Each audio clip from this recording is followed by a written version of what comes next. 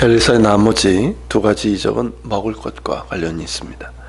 이 두 이적은 이제 길갈에서 이루어지게 되는데 38절에서는 그 땅에 흉년이 들었다라고 기록하고 있죠.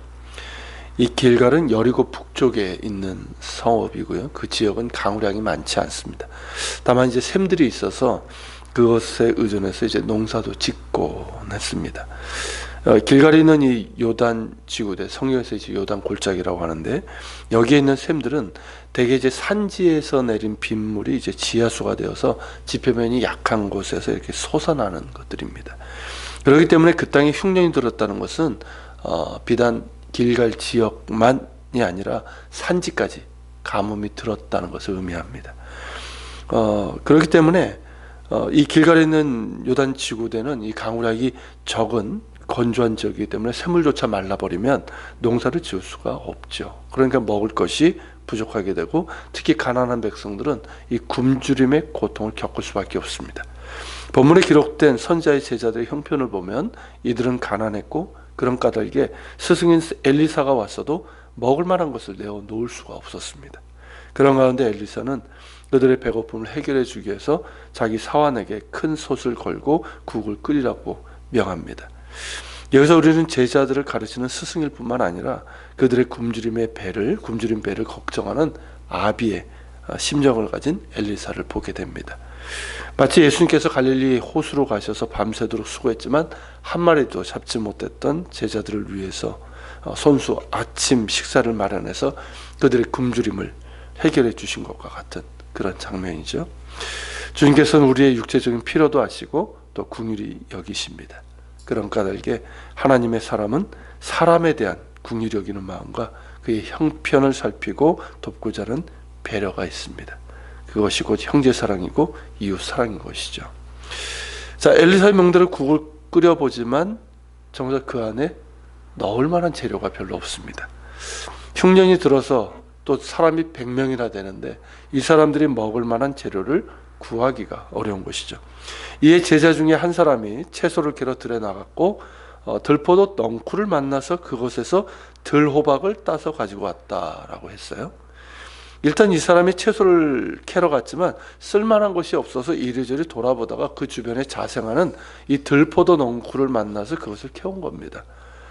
이것은 이제 들포도 넝쿨은 보잘것 없지만 아쉬운 대로 먹을 수가 있어요. 우리나라도 예전에는 먹을 것이 없던 때, 보릿고개 때는 이 촉은 목피로 먹을 것을 이렇게 굶주린 배를 채우지 않았습니까? 그런데 그만 넝쿨 가운데서 자라는 들호박까지 따온 거예요.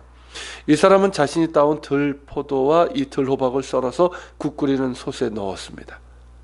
그러나 다른 사람들은 그것을 몰랐고, 들호박을 넣은 사람도 들호박이 어떤 것인지 몰랐어요. 먹을 수 있는 건지 알았어요.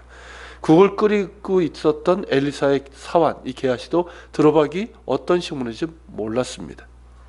본문의 이 들호박으로 번역된 이 열매는 뭐냐면 히브리어 이제 파쿠사데라고 하는 호박류긴 한데 야생 조롱박입니다. 그래서 좀 작고 멜론 열매처럼 비슷하게 생겼어요. 이게 근데 사해 근처에 많이 자랍니다. 그러니까 사해 가까운 길갈 주변에는 어렵지 않게 찾을 수 있는 식물인데, 근데 사람들은 이 열매를 뭐라고 부르냐면 지금 말이에요, 소돔의 열매라고 부릅니다. 먹을 수 있다는 뜻입니까? 네. 이 열매에 독성이 있습니다. 다만 씨는 먹을 수 있다고 그래요. 근데 이제 이 과육을 먹게 되면 아주 적은 약을 섭취하면 변비에 효과가 있다고 합니다. 그렇지만 다량을 섭취하면 치명적일 수 있는 그런 맹독을 갖고 있어요. 그러니까 이 열매를 넣고 끓인 국을 먹은 제자들이 외친 것처럼 죽음의 독을 먹은 것이죠. 솥에 죽음의 독이 있나이다, 그렇게 외쳤잖아요. 이에 엘리사는 어떻게 합니까? 가루를 가져오라 하고 그 가루를 솥에 던집니다. 엘리사가 솥에 던진 가루는 이 물과 소금과 효모를 섞은 밀가루를 얘기합니다. 아직 반죽하지 않고 섞어 놓은 상태인데 이것을 솥에 이제 넣었어요. 그렇게 되면 어떻게 됩니까? 이 가루가 뭉치면서 어느 정도 독성을 흡수해요. 그리고 좀 희석이 됩니다. 하지만 여기서는 그 이상의 효과가 나타나서 아예 솥 가운데 독성이 사라지고 말았습니다. 즉 엘리사가 알고 있었던 자연적인 요법에 하나님의 능력이 나타난 것이죠. 이런 일이 있고 나서 얼마 후에 어떤 사람이 바알 살리사라는 곳에서부터 왔는데, 그는 처음 만든 보리빵 20개와 이 자루에 담은 채소를 가지고 와서 하나님의 사람 곧 엘리사에게 드렸습니다.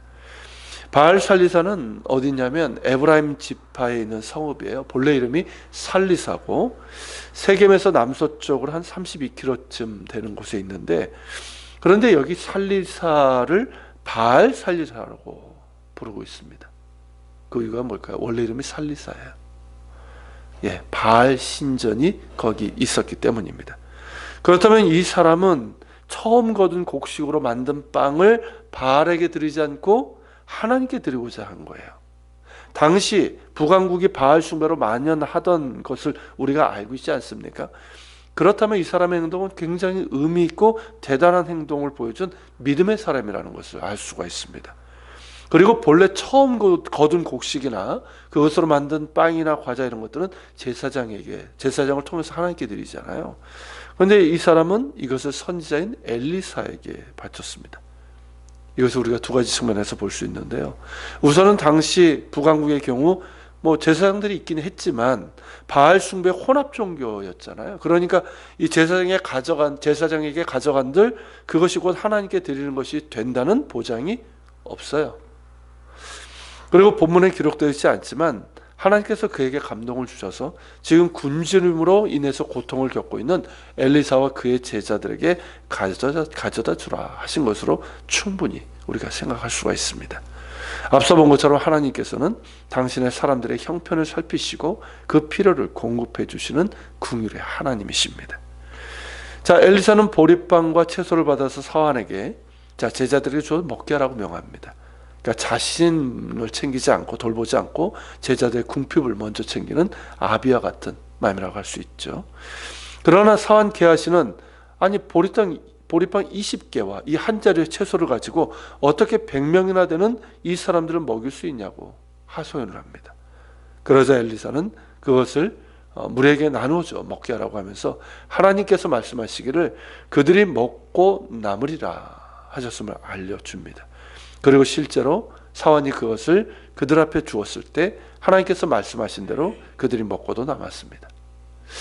여러분 어떻습니까? 이 장면에서 어떤 것이 생각이 드십니까? 예수님께서 행하셨던 오병이어, 칠병이어의 이적이 생각나게 됩니다. 본문보다 훨씬 많은 사람들이 모였고 또 본문보다 적은 양의 음식이 있었을 뿐입니다. 그러나 예수님께서는 무리들이 굶주려 있는 것을 긍휼히 여기시고 친히 보리빵과 생선을 들어 축사하시고 무리들을 먹이셨을 때 그들이 배불리 먹고도 남음이 있었습니다.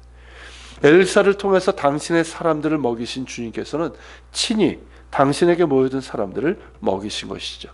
이렇듯 주님께서는 주님 자신이 생명의 떡이시면서 동시에 사람들의 육체적인 필요도 긍휼히 여기시고 채워주십니다. 그리고 엘리사의 경우도 한 사람의 섬김으로 많은 사람들이 먹을 수 있었고요. 오병이어의 이적에서도 그것을 드린 한 소년의 섬김으로 많은 사람들이 먹을 수가 있었습니다.